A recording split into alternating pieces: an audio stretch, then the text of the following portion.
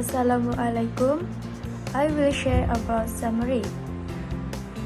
In Malaysia, water pollution is a significant environmental issue that has to be lessened by sensible legislation. The following enumerated significant regulation and assess their effectiveness in combating water pollution. Firstly, 2009 Environmental Quality Industrial Effluent Regulation. They create monitoring tests, wastewater treatment rules, and discharge standard on industry. Second, Water Service Industry ACT of 2006. This ACT focus on the management of water delivery system in an effort to ensure that consumers have access to clean, safe water. Third, 1918.5, the ACT subsidies the safeguarding of aquatic life and a rejection of water pollution by protecting aquatic environment.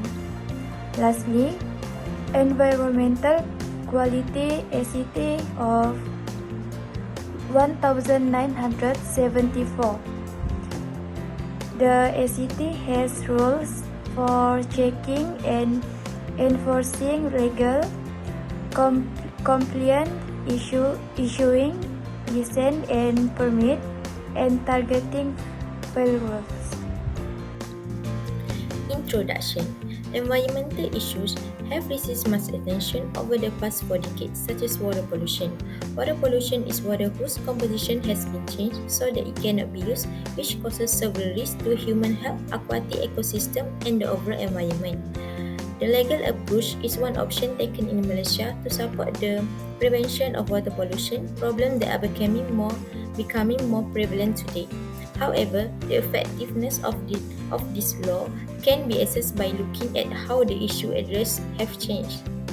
Next is problem statement.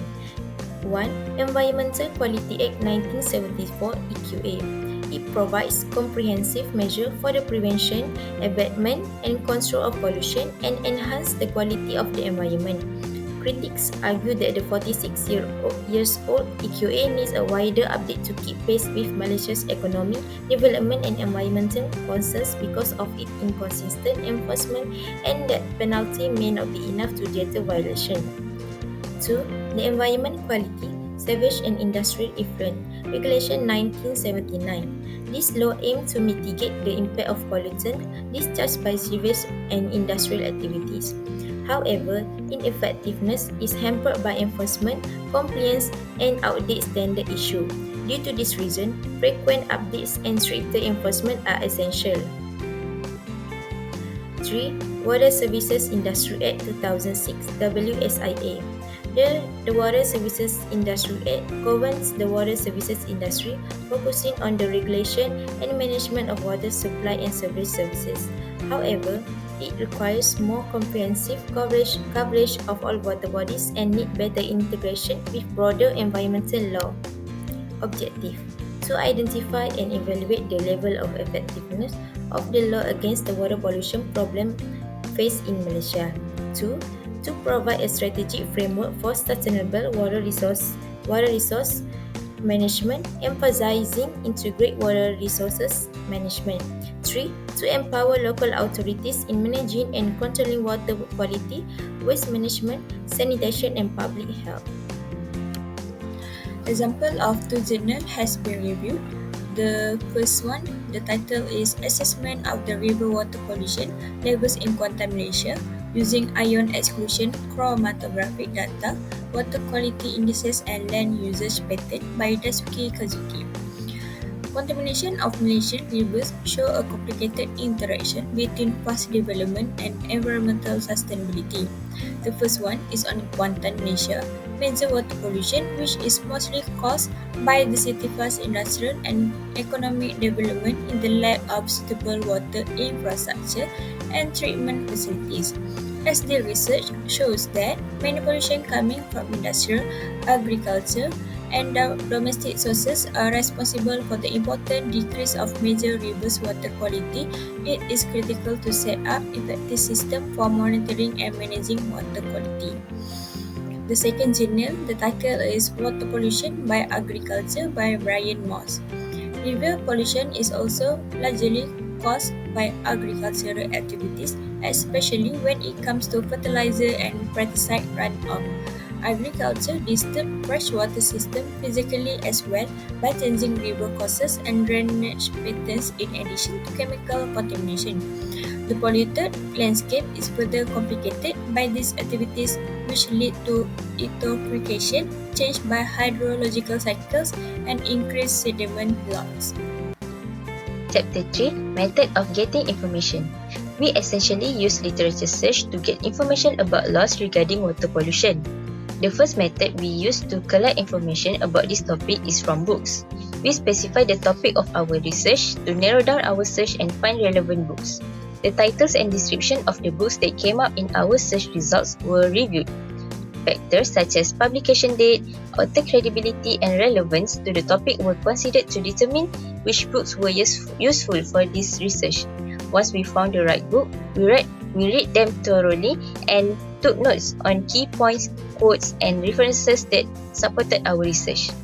Secondly, online journals are the next resource we use to gather information on this topic. We primarily use Google Scholar to search for online articles. We type in Google Scholar in the search bar of Google Chrome and we click on the first link, and it led us to the Google Scholar homepage. Then, we use the search bar to type in keywords related to the topic.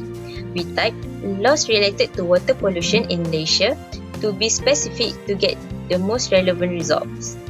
Google Scholar generated a list of results based on our search query. We scan through the titles to find journals that match our research. Law related to water pollution. Number 1, Environmental Quality Act 1974. This act has long been enacted by the Government of Malaysia, came into effect on the 1st April 1974, regulate pollution.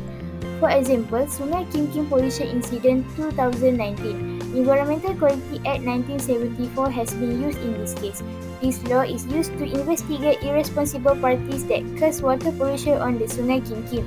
Offenders who pollute have been fined amount of Rm300 2,000 ringgit. Number 2, Water Act 1922.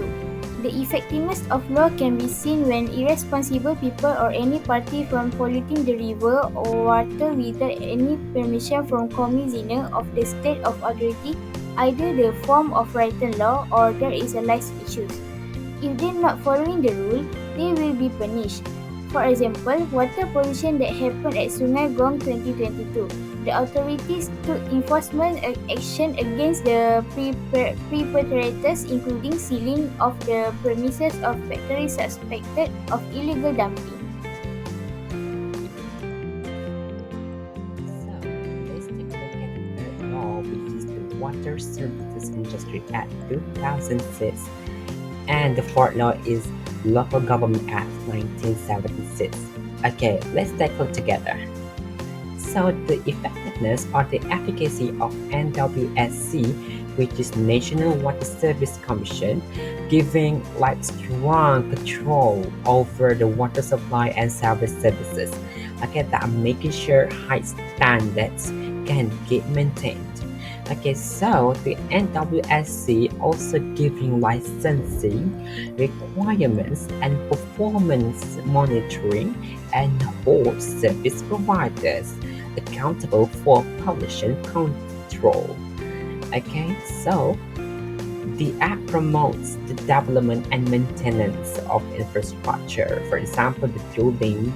Okay, so this act is very working very well. That it's fixing everything that looks weak on the building, and they try to fix that, or try to maintain, like giving a maintenance to the building, so that it can, like, the probability of the water pollution can, um, like we can like overcome the to avoid that from happen. Okay, which is this act is very very important for the pollution prevention. Okay, so for example of this that using this act is um the what we call it as the situation or the incident happened at Sungai Semenyih in back in 2019. So they use this act and bring to the court to discuss about the situation happened there. Okay, so let's take a look at the fourth law, which is Local Government Act 1976. So the Local Government Act 1976 is very effective when local authorities can address pollution issues specific to their areas.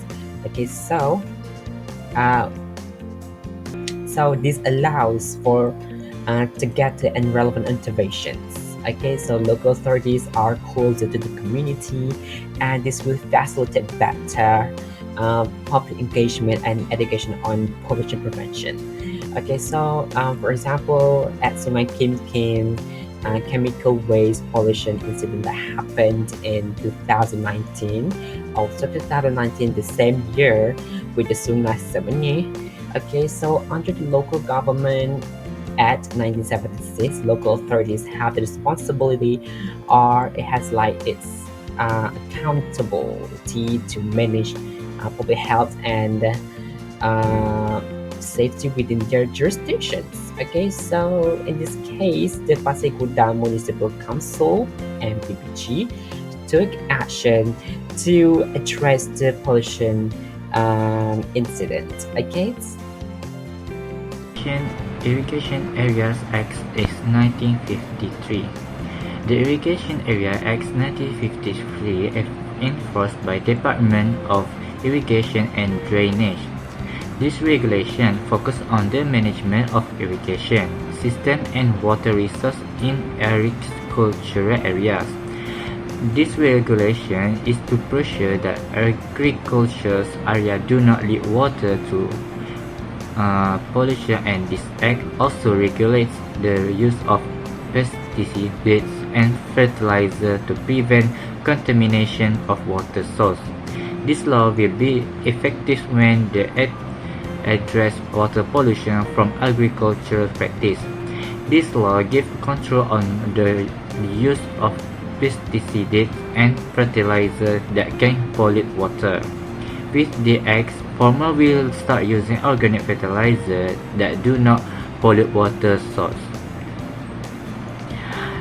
And after that, Fisheries Act 1985. The Fisheries Act 1985 is enforced by Department of Fisheries to protect aquatic environment and resource from pollution. This regulation has two sections, which are Section 25 prohibits the discharge of harmful substances into Malaysian fisheries waters. B. Section 26 provides for the establishment of regulation to control activity that may pollute fisheries water. This Act, Fisheries Act 1985, specifically targets the protection of fishery waters and helping to preserve aquatic ecosystem. The regulatory authority, which is the Department of Fisheries, has the power to regulate activities that impacting water quality in fisheries area. Okay, for conclusion, Malaysia water pollution problem is a significant environmental concern requiring effective regulatory frameworks. Major laws include the Environmental Quality Act 1974, the Water Services Industry Act 2006, and the Fisheries Act 1985. These laws aim to prevent, control, and mitigate water contamination. However, inconsistent enforcement and insufficient punishments can compromise their effectiveness. The Water Service Industry Act 2006 needs more integration with larger environmental legislation. The Fisheries Act of 1985 emphasized their need for aquatic biodiversity preservation. To improve enforcement, public awareness and stakeholder interaction, continuous improvement in enforcement mechanisms, public education and localized management are crucial. Encouraging public participation and incorporating in the educational strategies can ensure long-term compliance and environmental sustainability.